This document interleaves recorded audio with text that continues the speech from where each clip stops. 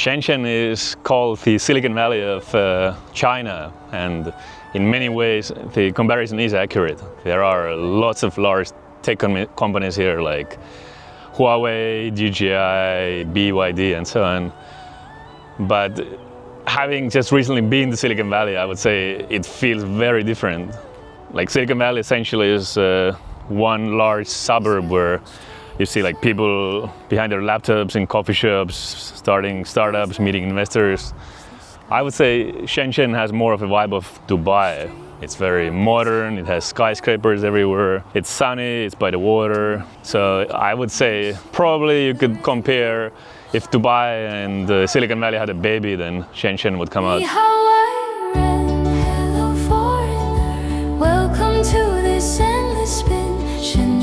One travel advice I would give you is prepare your mobile payments before you come here. I use WeChat for everything here, and WeChat is also the sponsor of this video.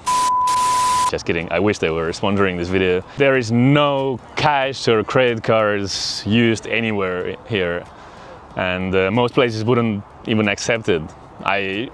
When I arrived here, I showed my credit card to the driver and he looked at me like as if I'm trying to send him a fax. So prepare it in advance. I'm using eSIM and roaming, and none of my text messages are coming through. So I'm glad I verified my WeChat before coming here, because otherwise I don't know how I would pay for things. But once it's set up, it's super convenient. The government knows exactly when I have my cappuccinos and where I have lunch and so on. But yeah, that's the price you pay for convenience.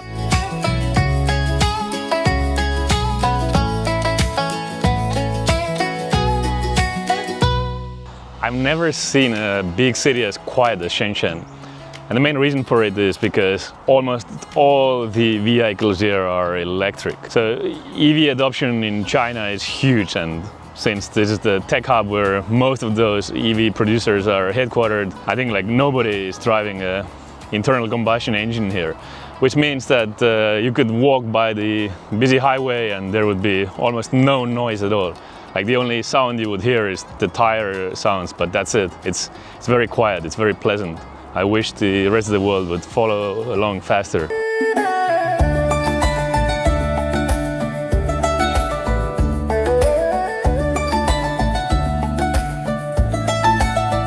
I don't think I've ever been to a place where I feel locals are as indifferent about me being here as Shenzhen.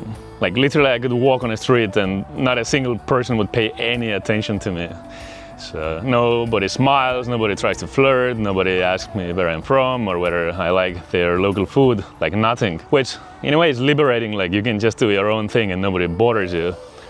But I can imagine that in the long run it can also get a little lonely, so you sort of have to figure out your social network here, because it can get a little bit sad otherwise. The city landscape is beautiful. They've somehow managed to put all these skyscrapers and big roads and still keep a lot of their nature. Like I'm staying in Futian, which is the finance hub of Shenzhen, and I'm about 1 kilometer away from a mountain. And yesterday I went for a run in a park where I think I saw like 4 outdoor gyms in a short run. And those were not just like pull-up bars or like some funny hip movement for old ladies. Those were actual proper gyms. So it's cool how they are investing in outdoor activities, and the weather for most of the year is pleasant here, even though it gets really hot in the summer. But yeah, it's the life quality is very high here.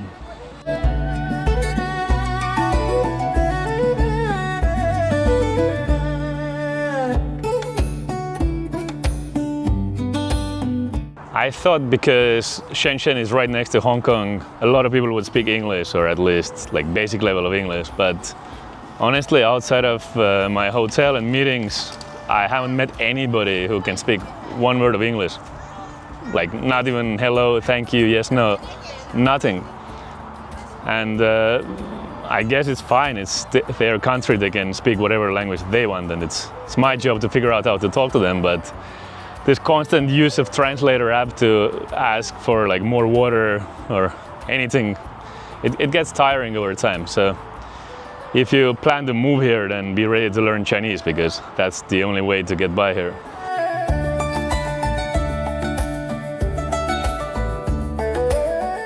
My impression of Shenzhen as a technology hub is that the innovation here is mostly incremental rather than profound. They don't really invent new products, but they make the existing ones 10 times better.